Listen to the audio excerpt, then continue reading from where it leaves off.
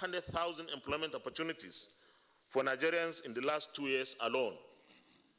Though our economy is still dominated by the oil sector in terms of revenue generation and foreign exchange receipts, our resolve towards diversification is unparalleled.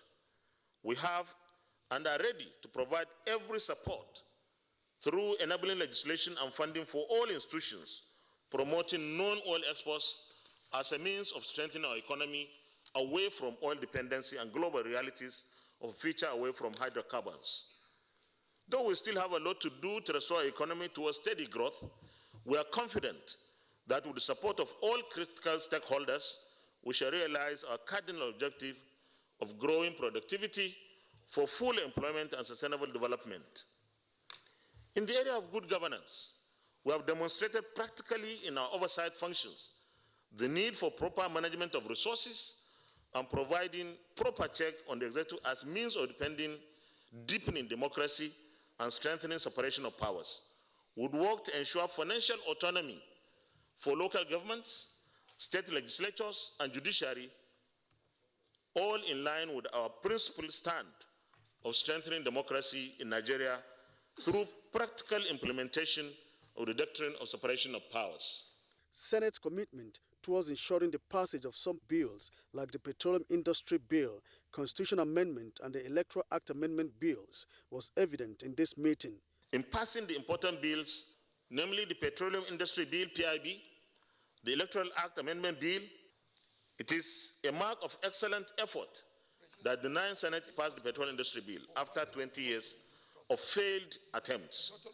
And it should increase accountability, probity, transparency, efficiency, equity, and justice in that vital sector of our economy. Our determination to pass the bill is additionally in line with our resolve to be a result-oriented parliament where our activities are hallmarked by quality, timeliness, and actions that are focused on the people. Our efforts on the electoral bill are also noteworthy. The bill should not just improve the nation's electoral governance system, but will strengthen our democracy that we have all built since 1999 in this fourth republic. The 2023 general elections will be the 7th in our electoral cycle since the dawn of democracy. The onus is now on us to consolidate it, partly through the bill, given the important innovations embedded in it.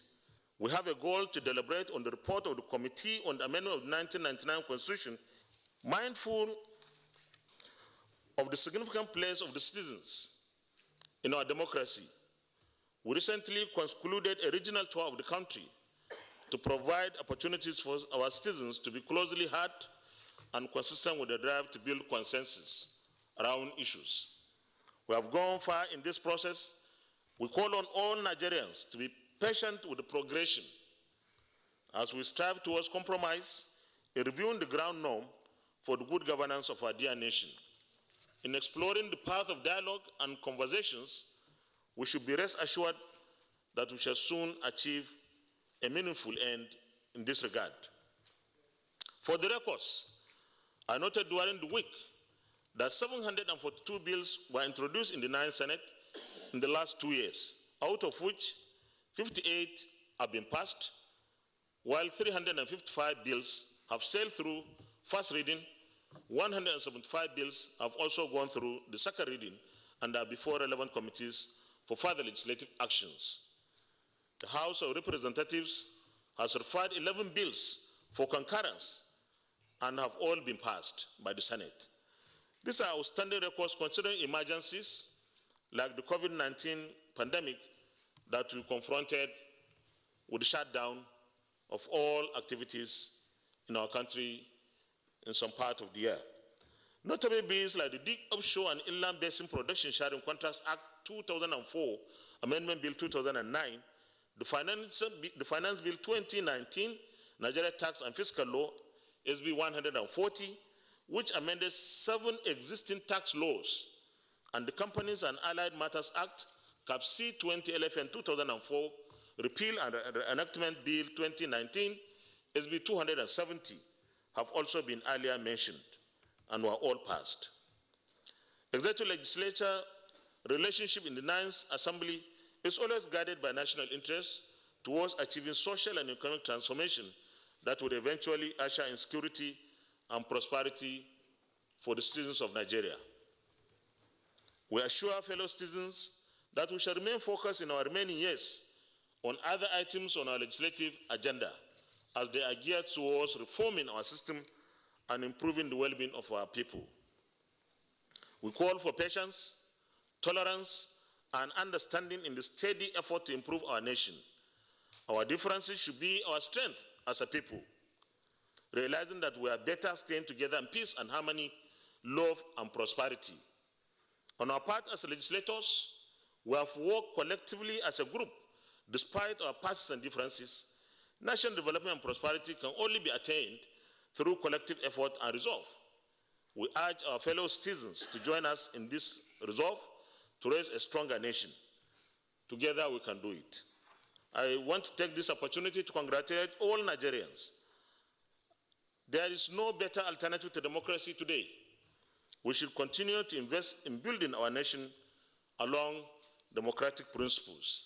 I love the poetic title of your speech, Beholding the Silver Lining in Nigeria. How are you assuring Nigeria that the ritual of reviewing the Constitution and the Electoral Act will end with the current exercise we are having, because it has become a seasonal ritual since 1999, even though there are provisions in the Constitution for amendment? That's my first question. My second question is, I do know that at the inception of this republic, you are one of those we admire then because you are much younger then. Some of the people who are here, who are editors, were also reporters in the National Assembly then. And when there is an issue, you are the one we are looking for because you have a PhD. And so we have a feeling you have informed opinion. But you read the newspapers today, in spite of the efforts you have, what you have highlighted you have done, the Senate is being perceived as a Senate that have been pocketed. What is your leadership style? How are you reacting to the criticism from Nigerian citizens? You said waste and diversion of public funds is what we cannot tolerate. And you were chairman public accounts, where you did very well when you were in the opposition. Unfortunately now, sir, the big organizations and MDAs, they find it difficult to come and discuss how much they have spent from what you have appropriated. Senator Matthew Rogude-led committee laid his report, and many MDAs have been indicted. As you are entering the last phase of your administration, what are you going to put in place to ensure that these MDAs come to Senate and defend what they have spent? Because they see themselves as big agencies, NNPC, NIMASA, all of them, they don't come here. Even EFCC. What are you going to put in place? And two, sir, some of your resolutions, you come up with resolutions, motions almost every day. But I was expecting that by now, some of the resolutions, as you pass them to the executive, they will work, especially as you are on the same page with the executive. What are you going to put in place that some of these resolutions that you do not, they don't put them in the dustbin? Even your bills, at today now, sir, you have passed 58. And at the end of the day, the president may not have set to 4. And you spend resources from first reading, second reading, public hearing to passing it. They concurred from the reps. What are you going to do now in your last page that will ensure that those bills will not be brought back? Let me start by thanking Sonny, and I appreciate all the kind and very encouraging words, and how I wish that we are appreciated and condemned in equal measure when we do what is right that citizens appreciate that.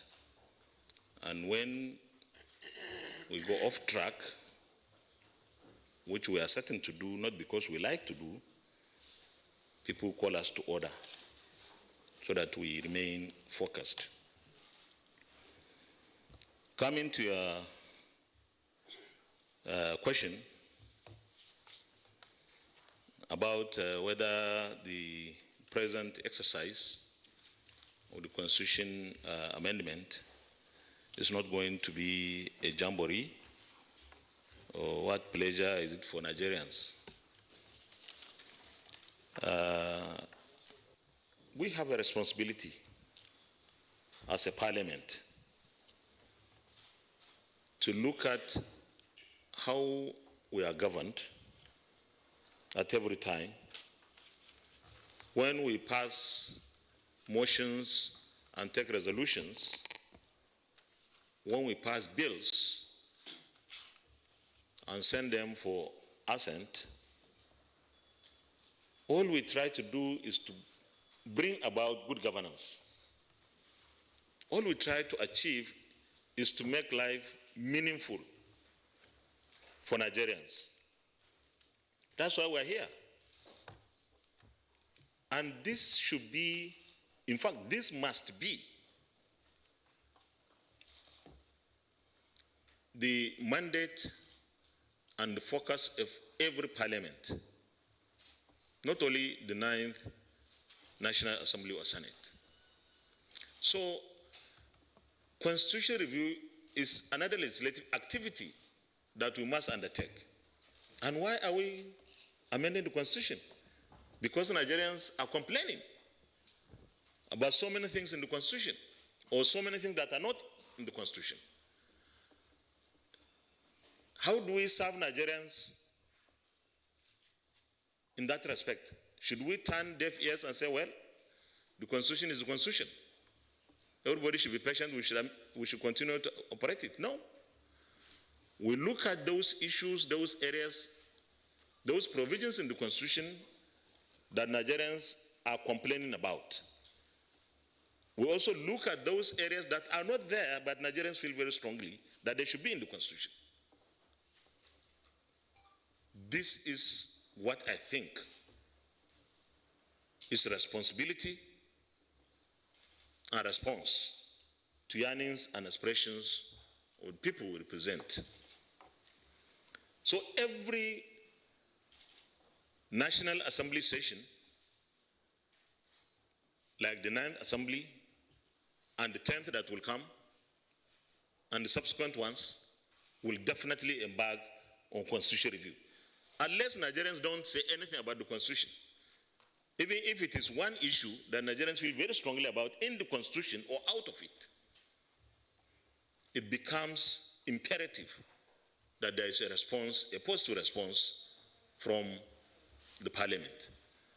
But let me also remind us that the Constitutional Review Amendment is not a National Assembly matter alone, like we all know. The National Assembly only initiates. It goes down up to the State House of Assembly. So the process will be complete by the time it comes back to the National Assembly and it goes to the Executive. For me, the National Assembly, the State Houses of Assembly, all of us citizens are in this together, as people will say. The public hearings we did across the 6 geopolitical zones in 12 centers, and then the national public hearing that we did in Abuja here, were to give Nigerians the opportunity. It's not jamboree. And it's not even correct to say that we spent money in the past and nothing happened. No, there were amendments. Probably this is the 5th. There were amendments. Not too young to run. It's an amendment. And there are so many things. So we shouldn't lose interest or hope in what the National Assembly does. Pile pressure on us. Sustain it. But it's not only the National Assembly. We should also pile pressure on the State House of Assembly and the chief executives of the state. Because there were times the National Assembly passed financial autonomy for the legislature in the states. But what happened? The states themselves refused to accept that. So where is the fault of the National Assembly here?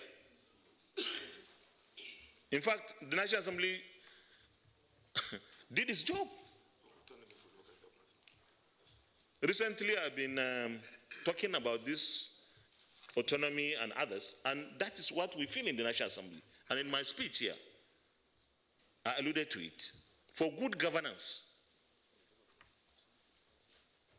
we need the national or the federal government to work in a democratic fashion.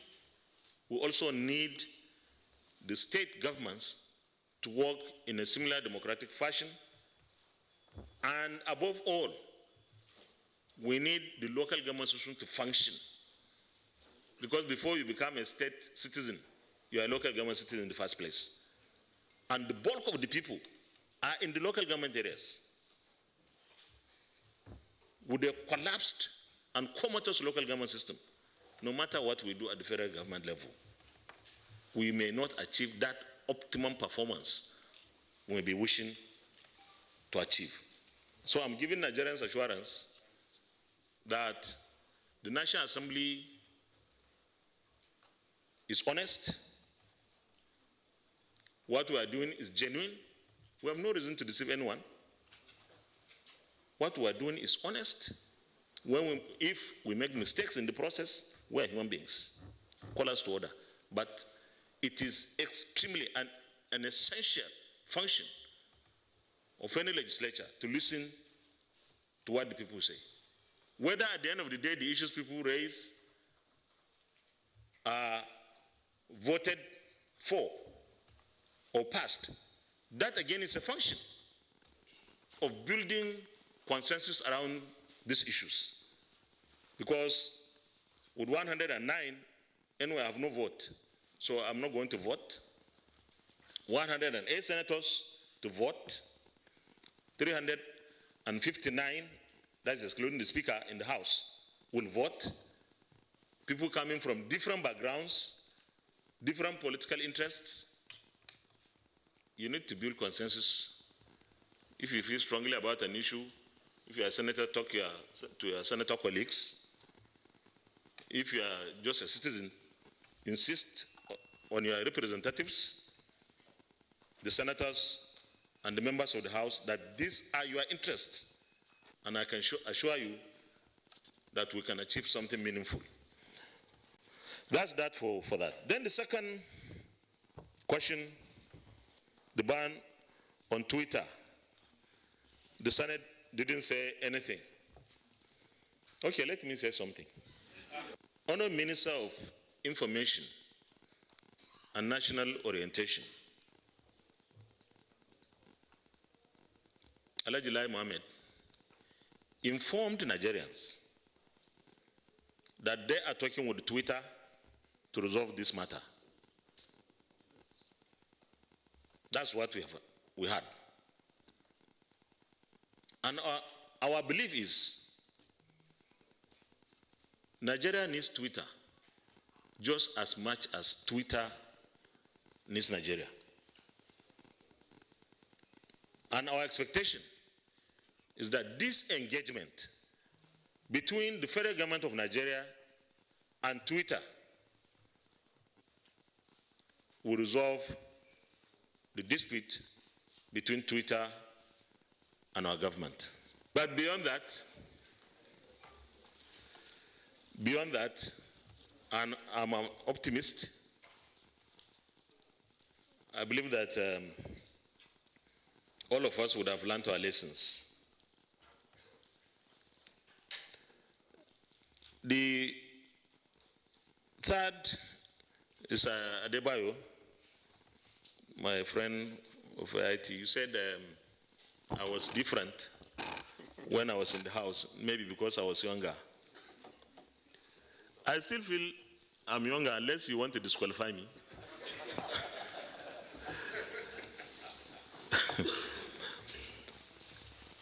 was in opposition all through my life in the National Assembly for 16 years anyway, up to 2015. And I enjoyed being in opposition. In the House, you are right, I was younger, and probably very radical because of my background. Am I not radical now? No, you won't pass me. Okay. If I'm not radical now, because I'm not me. I'm not me anymore. In the House, and maybe for 16 years, I was me. Now, I'm the Senate. No, not Senate President. I'm the Senate, means I'm a mixture of everybody among the 108. And to some extent, even the members of the House. So I hold, literally, I should hold no opinion as a Senate President. Few occasions, I could say one or two things. I don't even speak like I used to do before, because I need to be careful any word I utter, because that could be misconstrued to mean the position of the Senate or even the National Assembly.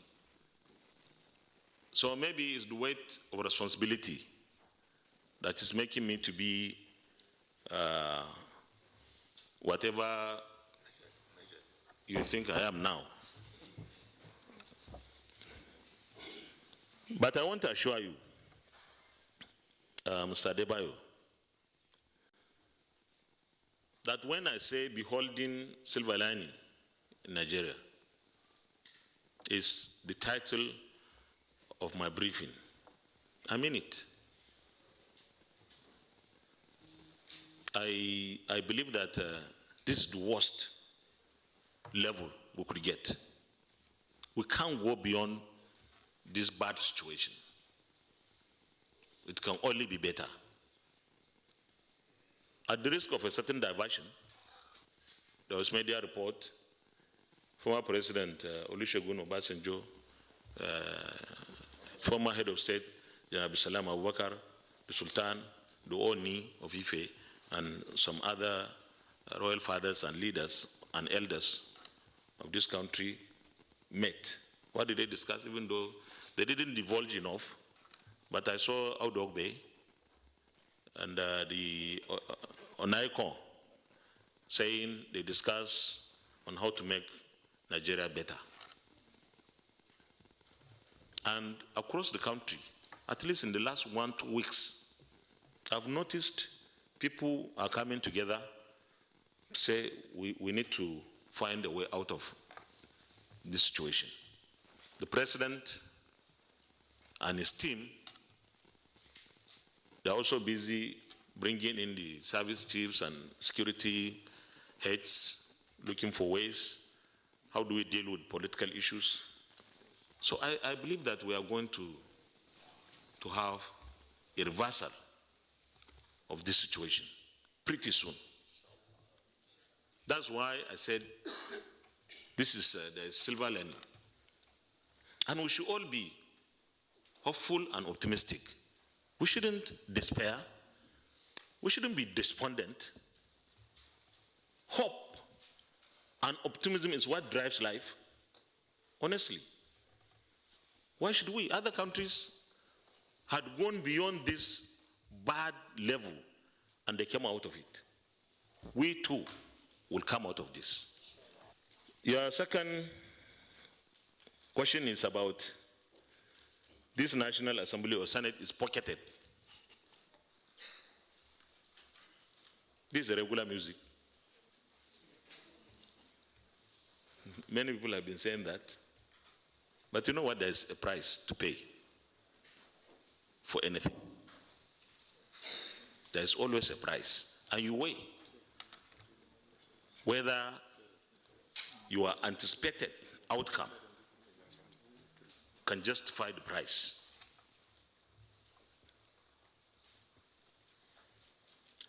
By the grace of God, I was 22 years in the National Assembly, as a member of the National Assembly. And as a student of the legislature and parliament generally, I understood that there is need to achieve partnership, cooperation, and cordial working relationship between us or amongst us in the Senate first, because it's multi-layered. When I was elected as Senate President 2 years today, exactly, senators across the political divide voted for me. And I didn't take that for granted. What that meant was senators wanted a very bipartisan Senate chamber. And despite all odds at bringing everybody together because of party lines, we were able to bring ourselves together in both formal and informal ways. So we have achieved that. The next level is to have a good relationship with our counterparts in the House of Reps. Because no matter what we do here, except confirmation, any bill that we pass in the Senate, it requires concurrence of the House. So we have to work together, and we have to create and sustain a working relationship that will guarantee good legislative activities for us. And thank God, we have been on the same page with members of the House of Reps, both at the leadership level and at the level of membership. That's why we reported concurrence with their bills, just like they also concur with our bills. Having achieved that, the next level is the level of the National Assembly as a unit, as an institution, working with the executive arm of government. I was a participant, and Mr. Adebayo will definitely confirm that. When we had serious fights with the executive arm of government, which at that time we called War of Independence, with the executive arm. The executive didn't even think members of the National Assembly should have official cars, because we requested, and we were told, no member of the House or senator will have an official car. All of you, I'm sure, will recall the furniture allowance crisis, which was a terrible misinformation at that time, sponsored against the National Assembly. And the relationship was bad, simply bad, because we reached a point at which signatures were collected for impeachment. For 4 years, the relationship between the executive and the legislature, between 1999 and 2003, was largely characterized by animosity, fight, and total lack of coordination and collaboration. But who paid the price? Nigerians. Nigerians paid the price because government could not function. The legislature must have is pride of place.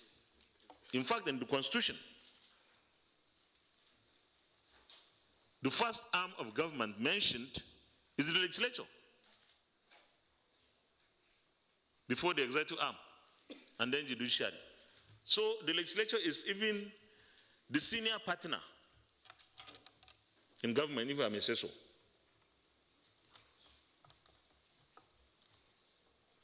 But what is important is for the legislature to know its mandate and obligations, to understand that it has an oversight function over the executive arm of government and even the judiciary, to uphold separation of powers between the various arms of government.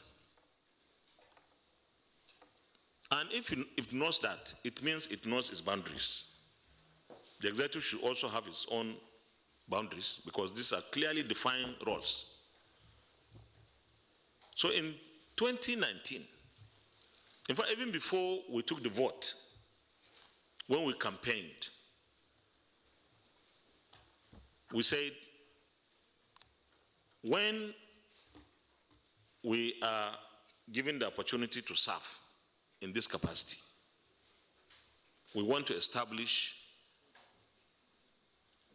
a working relationship based on mutual respect, based on cooperation, consultation, coordination, synergy, and partnership with the executive arm of government. Why? Not at the expense of our roles as a legislature, but we believe that we can get better outcome in terms of government delivering services to the citizens of this country. That was what informed our position. But it appears that what some people expect from a legislature, or a relationship between the two arms, the legislature and the executive, is stone throwing, fight, insults, punching, and so on and so forth. And that legislature that does that is, yes, that's the kind of legislature we want. How does that give you what you need? Yeah, you want that, but how does that give you what you need? It doesn't give you what you need. I can tell you, we disagree with the executive. But the difference between us and what might have happened previously is that we are able to sit down and talk and say, no, we are not going to accept this one. You people should withdraw this. And many of you might have not known that in the past, some nominees were taking back, their nominations were taken back because we felt, no, there are some inadequacies or deficiencies, and we believe that they shouldn't come. When we pass budget, people, I'm sure, will understand that it requires the cooperation and partnership between the two arms. For the first time in this Fourth Republic, that's the one I can remember, I made several statements before the budget 2020 that we wanted the executive arm of government to present the appropriation bill 2020 by September, so that we will work to consider the budget before we'll go on Christmas break. we tasked ourselves in the National Assembly. We said no member of the National Assembly should travel. We will create a window, only one window, not like the multiple windows we had before. You present the budget in September or first week of October, we close the whole of October for budget defense. Any minister or chief executive officer that is not able to come and defend the budget of his ministry or department or agency should forget it. And the president agreed with us. The president issued a statement that no minister was allowed to travel until such a minister defended the budget of his ministry. At the end of the day, we were able to pass the appropriation bill. The president was able to assent to it in December of 2019. And I'm happy, I'm proud to say that for the first time, as far as I can remember, in this fourth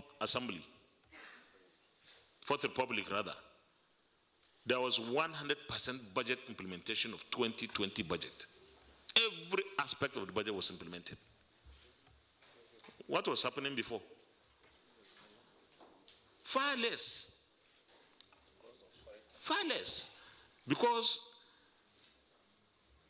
the infighting will not even allow for the budget to be processed in time.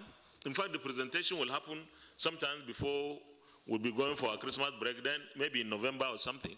And then everybody in Nigeria will say, National Assembly, the budget is with them and they're running away for holidays, blah, blah, blah. At the end of the day, we'll come back in January and it will take some time. So, for me, I think we need to continue to talk to Nigerians on what we're achieving with this peaceful relationship that we have with the executive arm of government. We feel bad sometimes, especially if one person in the executive will just stray and talk some funny things or behave in a very funny way. We try to take measures, but we always feel that because of a misbehavior of one person, this country does not deserve to suffer and will not take it again. Some callers, I think you are very polite. You said pocketed. Most of those who call us name, they say we are rubber stamp. Rubber stamp, we all know what rubber stamp is. Whatever they bring, just come. And the same people, when the National Assembly will look at certain areas that were not covered when budget or appropriation bill would be presented, then people will say the National Assembly has added money on the budget. They have no right. And on another hand, people will say we are rubber stamp. How can rubber stamp add something? So, we are in leadership position. We have to pay a certain price. But we are supposed to continuously enlighten, engage with people and tell them, no, that is not what is happening. Some may change their minds. Some may never. But what is important? Are we making the impact, the positive impact we are supposed to do? Yes. Okay, that's the price. But we are not rubber stamp. And we have not been pocketed. The last one in this segment is from Harry, someone I call honorable member of Vanguard. He said some agencies of government have diverted funds and they refuse to appear before the public accounts committees. The public account committees normally works with a report of the Auditor General for the Federation. And the report of the Auditor General the annual report, normally reports infractions. Someone or an agency was giving money, there was expenditure that the Auditor General could not understand.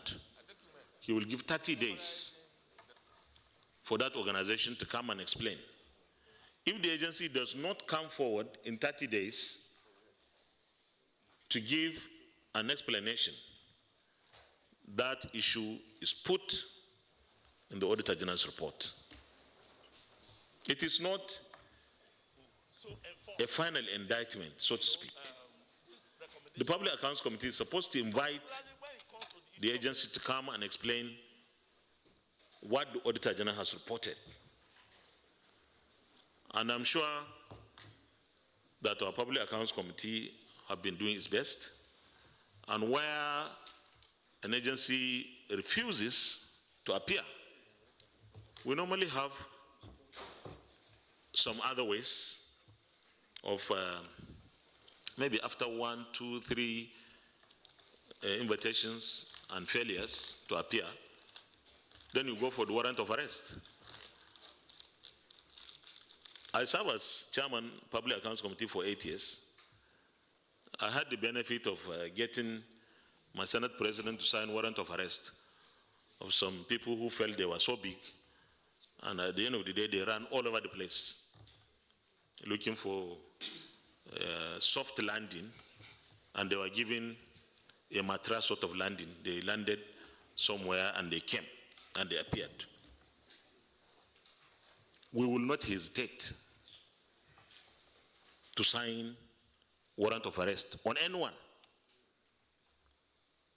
who refuses, who fails to appear to account for public funds in his or her trust. We will not hesitate. But, you know, the parliament is always in jeopardy, and not only Nigerian parliament. When you issue warrant of arrest, you ask the police to go and arrest the person. So, we'll have to also talk to those that will go and do the arrest. But I can assure you that majority of public servants or civil servants invited to come before the committees of the National Assembly appear. Only few sometimes will fail to appear. Only few. And those few, if we judge the absence to be defiance, we will take the appropriate action.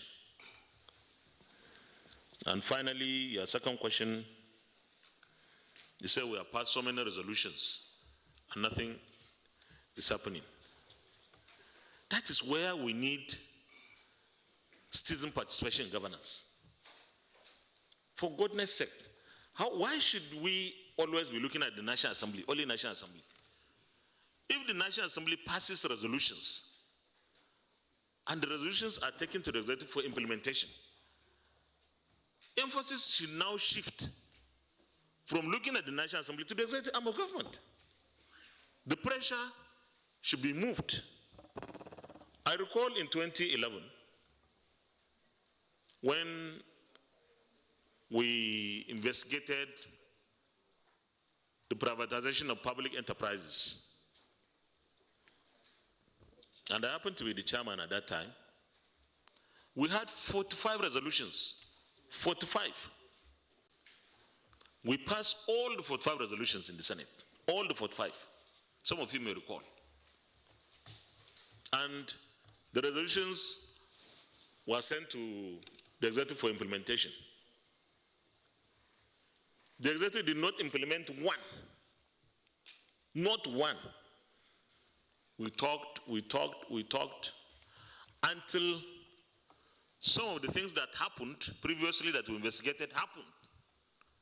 Then they ran and took drastic actions that conformed with our resolutions 1 year after. And one journalist called me, that time maybe I was still the kind of person that the journalists would like to talk to. He said, yeah, okay. That your resolution about ABC were implemented by the executive. I said no. The executive did not see what we saw 1 year before, until now when they learned the hard way. So what I want, keep us accountable. Put pressure on us on anything Nigerians want. Talk to your members of the National Assembly.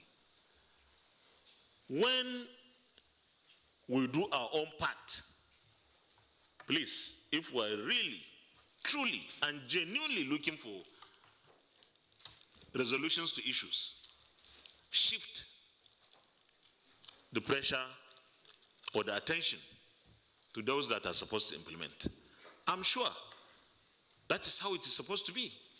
That is how citizen participation in governance will enhance democracy in Nigeria. But parliamentarians all over the world are not very popular. We too, I'm sure, we benefit from that kind of culture. And yet, without parliament and parliamentarians, there is no democracy. So it means the institution of the parliament necessarily needs the support of the citizens, regardless of who is in the parliament. You have an opportunity after every 4 years. I said this before and I was misquoted. I hope I'm not this time around. So we should work to ensure that all arms of government perform their responsibilities as expected of them. So, in fact, I've just been reminded, in this assembly, we added to a list of committees the Legislative Compliance Committee, headed by a very distinguished senator from Oshun, Senator Oriolo Aderele Adeyemi. We also give the ministry and this is to show how we feel that our resolutions should be implemented. But then again, resolutions need the support of our countrymen and women. Your Excellency, I'm just concerned, and the background of my question is I listened to the Vice President one time, and he said he tried practicing as a journalist. He worked for a particular magazine, but he packed his things to his house. He left the job. And the reason he gave us that, he believes that journalists in Nigeria don't earn decent living, decent welfare. Their salaries are very poor. And I've always read the papers. I've seen the National Assembly pass laws. But why has it been difficult for the National Assembly to show concern about the plight of Nigerian journalists? There is a very great worry among Nigerians. As at the last time I checked, our borrowings stand at 86.3 billion in dollar content, and 32.9 billion naira. Trillion, thank you. Trillion. Nigerians are greatly worried. How worried is the Senate about this borrowing? It's an APC-led legislature and APC-led executive. What do you really tell the president about these borrowings? And how well do you monitor the borrowings to ensure that at least the ones borrowed in the past are being paid back rightly? Thank you. You said the VP said something that he tried to practice as a journalist, but because of the remuneration. Because of the remuneration, he didn't go in. He just peeped. No, not run away. No, there's no way people can run away. No. Well, first of all, let me say that the National Assembly, the Parliament, is here for everyone. And when I say everyone, the media is included. If you feel very strongly about this, you can sponsor a bill to the National Assembly. And I can assure you that the National Assembly will look into it. I'm not sure that it will pass, but we'll consider it.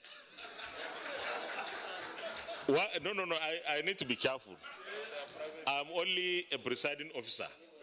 If I say we'll pass it now, the next thing, because this one is for the journalists, maybe it's front page. Then after some time, I say it's a promise that was not kept. So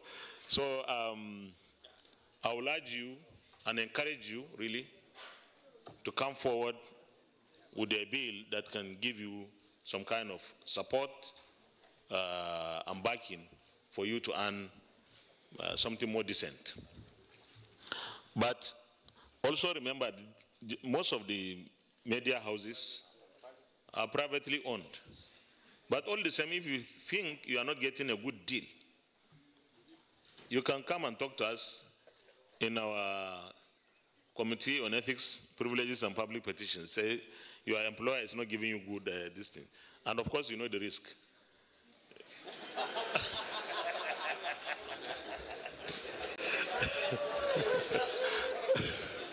Oh, one of them is here.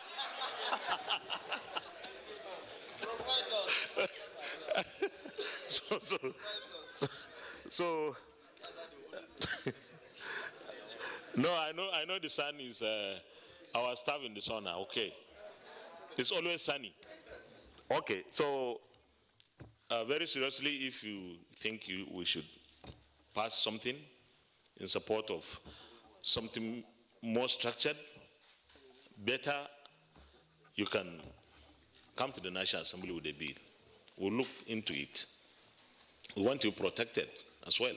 Even if the proprietors are private, you are supposed to have a decent wage. You are in Nigeria. That's the much I can say about that. Then the difficult one.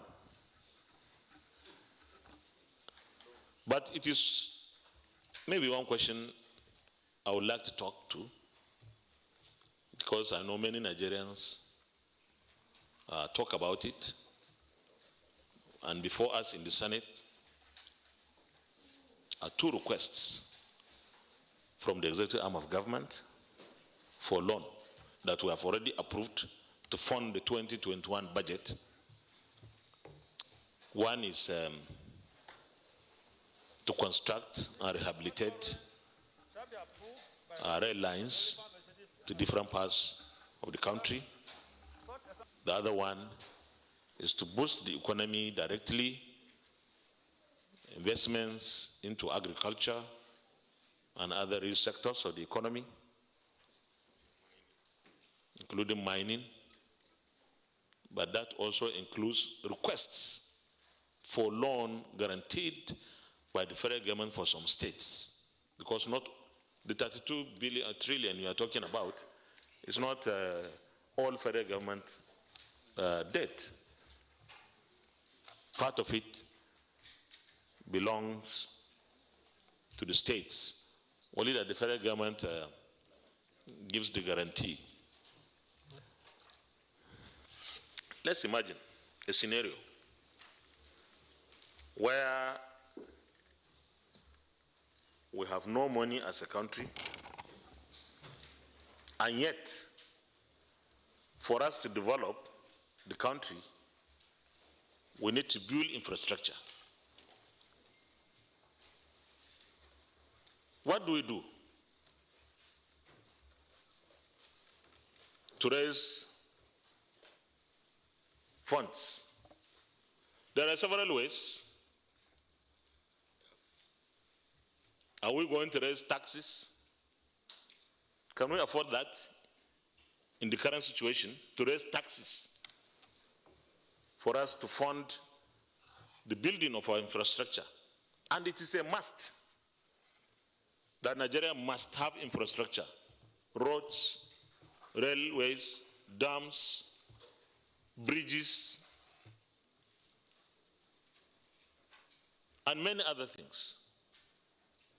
So what are the options? Definitely one option is out. That option is not to do anything. Because we can't afford not to construct roads. Nigerians have to have roads to drive. In fact, what we have is not the kind of infrastructure that will boost our economy. So we can't raise taxes. The option is to borrow. And to borrow responsibly. Before we borrow, we have to identify those essential infrastructure that we need to provide for our economy to grow. The job of the National Assembly is to look at the request. First, are those projects identified as essential projects for funding with loan, essential projects? Do we really need roads? Do we need railways? I'm sure the answer will be yes. So it means if the executive is able to convince us that these are the only things, the only items they will fund, we will say, okay, we agree with that, for example. What is the fair distribution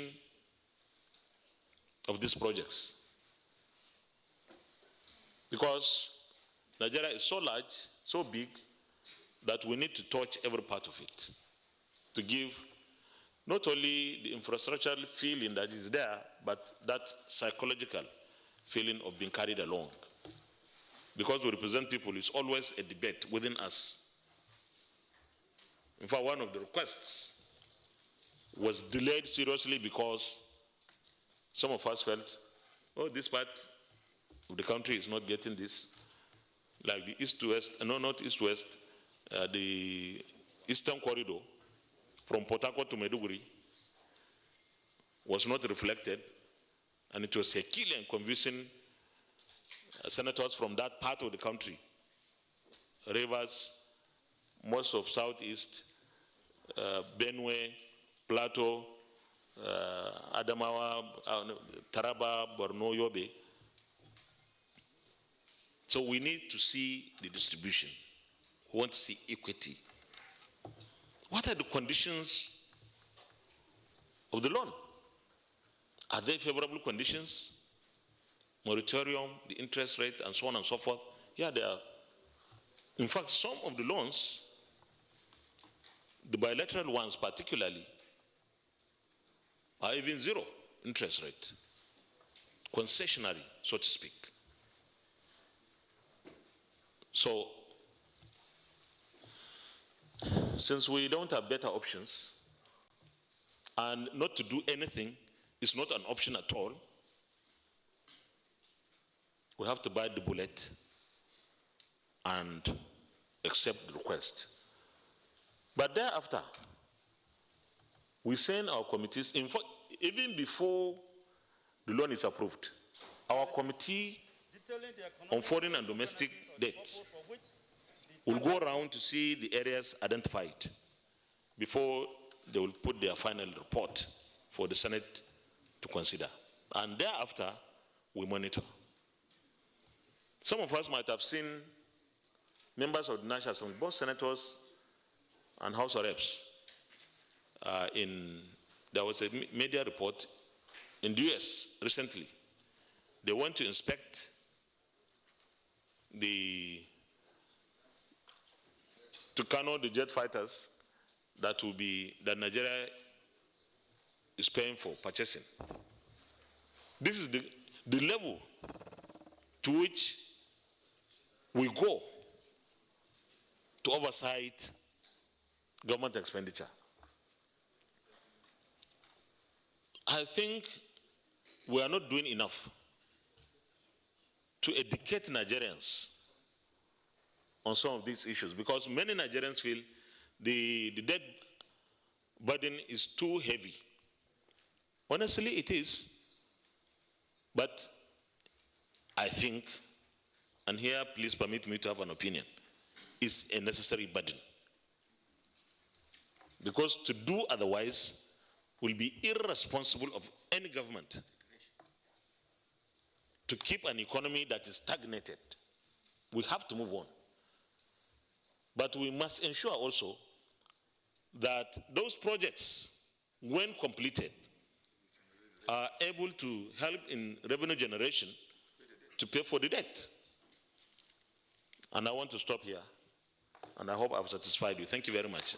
For my colleague from AFP, I also want to just take you the memory lane that twice attempts were made to regulate journalism in Nigeria.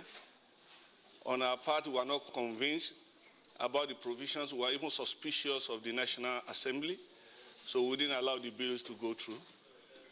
When later Tony Mama was the Minister of Information, he came up with an ambiguous decree that we were suspicious of. We resisted it. And I think the second or third Senate, there was this journalism enhancement practice bill. We became suspicious of it also. We prefer deregulation more than regulation. The President of the Senate, so far, so good. But it can be better to be the best. You have done your part. It's been steady. You have been matured in the last 2 years. And I believe you can be stronger. What is important is the interest of the masses. Protect our liberty, guarantee us security, and let us enjoy the dividends of democracy. On our part, we'll keep on watching you, because that's our business. And we'll both watch the executive, the legislature, and the judiciary. I cannot assess you because you are my friend, and I will be biased. But I will also charge you to please stay on course, so at the end of the day, we'll have the silver lining that will assist all of us. Thank you so much. This is where we'll round off today's program from the National Assembly. I'm Ignatius Nkwo. Bye for now.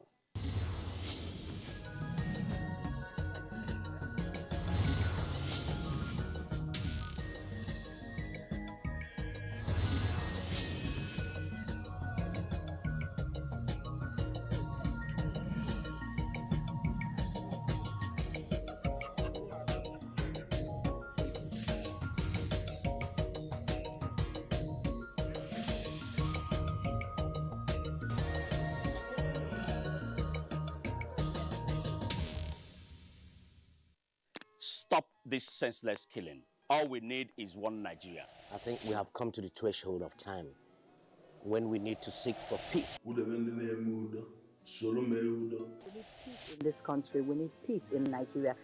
And together, we can pull through. No matter where you come from. Hausa, Igbo, or Yoruba. We cannot achieve a better Nigeria by fighting. Let us stand together in brotherhood and solidarity and strive for peace. And not because of their tribal or their religion or whatsoever background.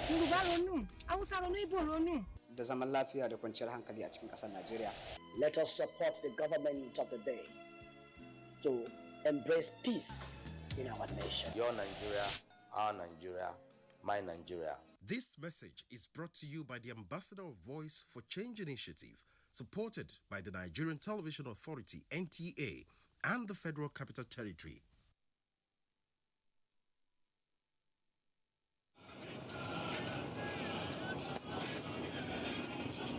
There's just something about speed and simplicity, but that speed and simplicity can be deceiving when you get behind the wheel. 30-year-old Emily sent this text message to her husband: "I love you and I'll try to make you happy." Moments later, Emily was killed when her car slammed into the back of a tractor trailer. 18-year-old Midi was also texting when his car slammed into the back of a truck at 80 miles per hour. His final text was, "Driving and Facebooking is not safe. Ha ha." You probably think that this thing can happen to you. You are not alone. 55% of young adult drivers say that it is easy to text and drive. 3/4 of the same young adults feel that they are really good texting behind the wheels. Reality is, they are all delusional. That quick look at your phone takes longer than you think. 5 seconds are really long. Imagine you're driving on the road and someone suddenly covers your face for 5 quick seconds, like this. You will probably feel very lucky if you didn't crash. But you chose to take your sight off the road just like that anytime you're sending or reading a text. Texting and driving is fast becoming the leading cause of teens' death on the road world over, surpassing even drinking and driving. But if you think dying in a car crash is the worst thing that happened to you, I tell you it is not. You can survive after you've killed someone else. Imagine spending the rest of your life knowing you killed someone just because of a text message. Now imagine going to jail just because of text message. Still think it will never happen to you? Still think you're the special one? There are so many that have been found guilty of texting while driving. But you can make a difference, just like so many young people have vowed not to text and drive. Leave your cell phone alone while driving. If you must send a text message, pull off the road into a parking lot or anywhere that is safe. No text is so important that it should cost your life or the life of someone else. You are not different. You are not special. You're just another accident waiting to happen if you do not desist from texting and driving. So, don't text and drive.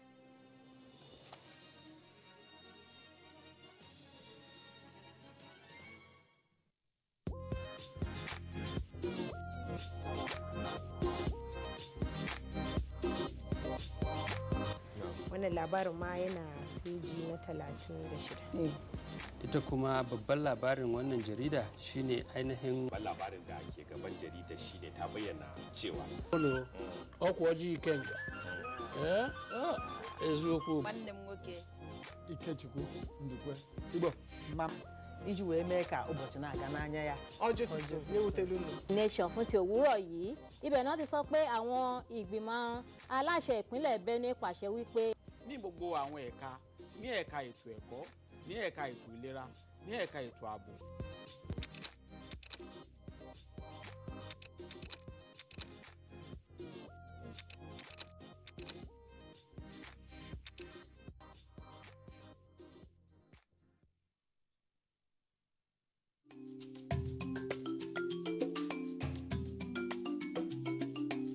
Did you get to see the way Daily Babadu pulls this? Don't forget to send in your messages. There's a difference between picking, child, and issue. That is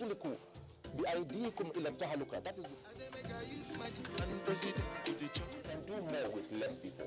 If we have a better way of addressing these issues, taking care of. Congratulations, you were able to sign Tilo Werner from RB Leipzig. So you take water before your workout. People have used their phone, using TikTok to do this like this. Should I go for test? Should I? A lot of people don't even have resources. I'm Cecil, and this is the Medley Show on NTA.